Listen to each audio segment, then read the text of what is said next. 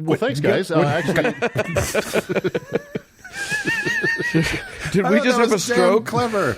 Did we just have a collective stroke right then? I like it. well, I'm just going for it. Someone's gonna... Well, there's a way you can understand what we just said, but you're going to have to reverse the tape. do a lot of work. Okay. Yeah, reverse the tape. It'll make so much more sense then. It's all racial Uncle slurs. Doug, Yes. what you got, buddy? Well, dear uncles, we are mere days away from All Hallows Eve a few days ago. Yeah. And somehow, once again, in spite of all of Satan's powers and against my explicit wishes, we all managed to survive. Damn it. Yeah. But back in episode 23, Uncle Mark talked about an extended season of The Witch that lasted for several years between the late 1970s and the early 1980s called The Satanic Panic, in which incredulity seems to have taken an extended sabbatical, and Cuckoo for Cocoa Puff's crazy satanic conspiracies reigned supreme. If you have literally nothing else to do, you can go back and listen to Uncle Mark's segment on the Satanic Panic if you must. In that segment, Mark touched on what I... It's amazing. You say so. I'm a totally objective listener after I've recorded my stuff. Mm-hmm. During that segment, you touched on a little bit what I'd like to talk about today, but because you did such a piss poor job of it, I have decided to revise and extend your remarks. All joking aside, guys, the quality of the show has really gone downhill since you started letting me host. Yeah, I don't know what you were thinking, but as of the 1st of this month, I have squatters' rights, so you're stuck with me. Yeah. During that very bizarre time, Satan was feeling his oats and had worked his way into books, games, movies, television, and music. And it's the music, and a very specific part of that music I want to talk about. Now, all three of us lived through the Satanic Panic to one degree or another. Yeah. Unfortunately, somehow we never got to see rooms full of dismembered corpses or hear Satan's beat poetry. But I do remember how panicked our parents were and how they recounted insane conspiracies as though they had seen them themselves. It scared the hell out of me. But there was, however, one element of the panic that was so stupid and such an obvious stretch that even my 9-year-old brain said, I don't think that's true. I want to talk today about backmasking. So, yay! Backmasking actually refers to a technique in music recording wherein a lyric or musical note is played backwards to create an original sound that is included in the regular forward play of the music or song. Okay. This technique was first popularized by the Beatles during their Revolver recording sessions, most prominently on Tomorrow Never Knows, which Uncle Dan still refuses to let me play. Right. I'll let you play almost any of the Ringo songs. They're not copyrighted. He didn't do that. Yeah. He'd be so happy to have them played. Yeah. Octopus's Garden, fair game. I'm a Ringo fan. The Beatles would go on to explore this technique, but more on that in a minute. Many other bands have had fun with this. Think Peekaboo by Susie and the Banshees or Give It Away by the Red Hot Chili Peppers. Mm-hmm. But the backmasking we're talking about is the supposed intentional hiding of messages in songs that can only be heard when played backwards. Now, My sweet Satan, that sounds scary. Right. Back in the day when most people listened to music on records, one can simply use your finger to push the record backwards. However, over time, this would damage both your needle and the record, which is how Uncle Mark destroyed his original cast recording of Seven Brides for Seven Brothers. That's true. Yeah. It's true. But There's a lot of messages in there. Messaging in that one is particularly good. It's Seven Husbands for Seven Brothers. That's what turned me gay. What made me a gay. Dun, dun, dun. Back to the Beatles. Shortly after the release of their 1968 self-titled album, also known as the White Album, some lonely college student played Revolution 9 backwards and thought he heard someone saying, "Turn me on, dead man," over and over. Now, if you play that song backwards, really listen, and most importantly, smoke a ton of weed, you can hear it. This got every Beatles fan playing every song backwards, and many claim they could hear the lyrics, quote, Paul is a dead man, miss him, miss him, miss him, on I'm So Tired from that same album. Mm-hmm. This one's a bit harder to hear, but it all depends on how accurately you play it back, and of course how strong your weed is. This led to the short-lived and historically ironic conspiracy that Paul McCartney had died. Which is right. Which is both fun and one has to wonder, now that you've pointed it out, how good the listening could be now that the weed is so much better Right, exactly. than it used to be. No shit. Well, also the great irony is that as a society, we cannot make Paul McCartney go away. Right. He's very much alive and just will never not be. Who was it that kept pointing out how much he's turned into Angela Lansbury? I think it's delightful. I don't remember. One of the late night talk show hosts kept putting pictures of them together, and they're the same person. Oh. So all of this is because of a phenomenon known as pareidolia, which is the brain's tendency to recognize patterns in meaningless data, or possibly in some cases a coincidental phonetic reversal, where some words sound like other words when played backwards. Mm-hmm. So all of this brings us full pentagram back to the Satanic Panic. Come with me, if you will, and picture a house somewhere in Middle America in the early 1980s. A concerned mother enters the room of her teenage child while he's at school, convinced that Satan was on the move, and having just heard the rumors of messages hidden in her child's innocent music, she removes a record from its sleeve, places it on the turntable, and with one trembling finger begins rotating it counterclockwise. At first, the soft, sweet riff by Jimmy Page on Stairway to Heaven seems almost pleasing, but then she hears it, unmistakably, "Here's to my sweet Satan." Several more times she lets it roll forward to hear Robert Plant's plaintive cry, "There's a lady who's sure," and then backwards, her mind is blown, marking the first time anything in that household had been blown in almost 2 decades. Hey-o. Married people don't have sex. Okay. Okay. We are off to the races now. Christians everywhere not began... with each other. Yeah, right. Right, exactly.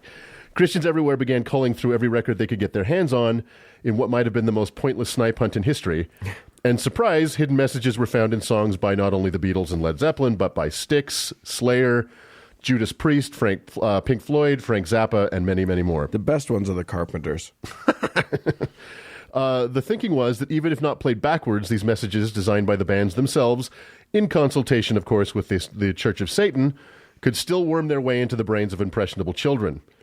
Most of the alleged messages were some form of praise for Satan or admonishments to worship him, but one of the most famous messages was hidden in Queen's 1980 worldwide #1 hit, Another One Bites the Dust, where you can clearly, read not at all, hear Freddie Mercury say at least one of the following: "It's fun to smoke marijuana, start to smoke marijuana, or possibly and most passively decide to smoke marijuana." Well, that's just advice. I know, Right? right? Exactly. So while these Christian pastors and parents were off spinning records backwards with one hand and furiously transcribing with the other, let's talk about some lyrics from that era that were hiding in plain sight and may have been more troubling. Yeah. I was just going to say, like, you think Freddie Mercury was shy about saying smoke weed, like, just out loud? I know, exactly. Yeah. And and also, like, even if they had done this, even if they had crafted their lyrics such that when they sang them, if you played it backwards, it would be on a specific message that they had, like, if they had gone to all of that trouble, Yeah. we're supposed to be able to understand the hidden message Exactly. going backwards. So the hidden message going backwards somehow got its way into your brain, yet these following lyrics didn't seem to bother these people as much. So how about this from Aerosmith's 1975 hit, Walk This Way? Quote, "I met a cheerleader, was a real young bleeder all the times I can reminisce. Ah, the best thing lovin' with her sister and her cousin started with a little kiss like this." I'll bet you guys have sung that lyric 1,000 times without realizing what you were saying. It's just, yeah, that's a great point. Yeah. Just be offended by the songs going forward. They were you working don't hard have for to you. turn them around. How about this from the Knack's 1975 My Sharona? Quote, "Never gonna stop, give it up. Such a dirty mind, I always get it up for the touch of the younger kind." Or the Rolling Stones' 1968 Stray Cat Blues. "There'll be a feast if you just come upstairs. I can see that you're 15 years old. No, I don't want your ID. You look so restless and you're so far from home." Is that real? Yeah. I don't remember that. Yeah, man. Well, how about just the fucking song Young Girl by Gary Puckett and the Union Gap? Well, how about this? Lastly, from conservative darling Ted Nugent's 1981 Jailbait, quote, "Well, I don't care if you're just 13. You look too good to be true. I just know you're probably clean. There's just a little thing I got to do you." Oh, my God. Wow. It's all okay. Why is he not in jail? Now I hate all men. Why is he not in jail just on that lyric alone? That is Yeah, but crazy. yes, Christians, let's fret over Queen's polite recommendation to try weed and ignore the Nuge's enthusiastic endorsement of statutory rape. Yeah. Fine. All of this desperate searching and deciphering of hidden backward messages in music while ignoring what's in plain sight reminds me of an episode of The Simpsons where the neighborhood kids, unsure why their newly sexed up parents are all going to bed early, come up with this conspiracy voiced by Milhouse.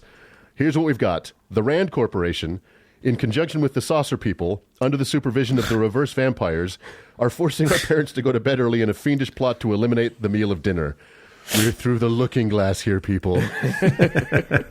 So, this all seems pretty harmless, but in the early 80s, the shit got real. Fundamentalist Christian groups, including the Trinity Broadcasting Network, went all in trying to stop the epidemic of hidden messages in music. And in 1983, California passed a bill which made the distribution of records containing undeclared backmasking messages illegal because they can, quote, manipulate our behavior without our knowledge or consent and turn us into disciples of the Antichrist. Wow. That was in a bill passed by the California legislature. Wow, that's impressive. That is some impressively bad thinking. Also in 1983, the Arkansas legislature unanimously passed a law requiring that records that had any kind of backmasking include a sticker that read, quote, warning, this record contains backward masking, which may be perceptible at a subliminal level when the record is played forward. Did anyone bother to test if any of this was perceptible at a subliminal level? No. This second bill in Arkansas was eventually vetoed by Governor Bill Clinton, which proves the entire conspiracy. Right. Well, that's true. Now suddenly it all makes sense. As late as 1990, the band Judas Priest was sued because it was said there was a hidden a backward subliminal message in their song Better By You, Better Than Me, which consisted only of the alleged words, do it. The suit claimed that the message led two teens in Sparks, Nevada to attempt suicide instead of, being from Sparks, Nevada. No, wait. Was the suit filed by Nike? Because it feels like they're the ones that There's are copyright being... infringement. It's copyright infringement, Yeah. The suit was eventually dismissed. So, oh my God. This small and pointless chapter of the Satanic Panic basically fizzled out with the introduction of the compact disc.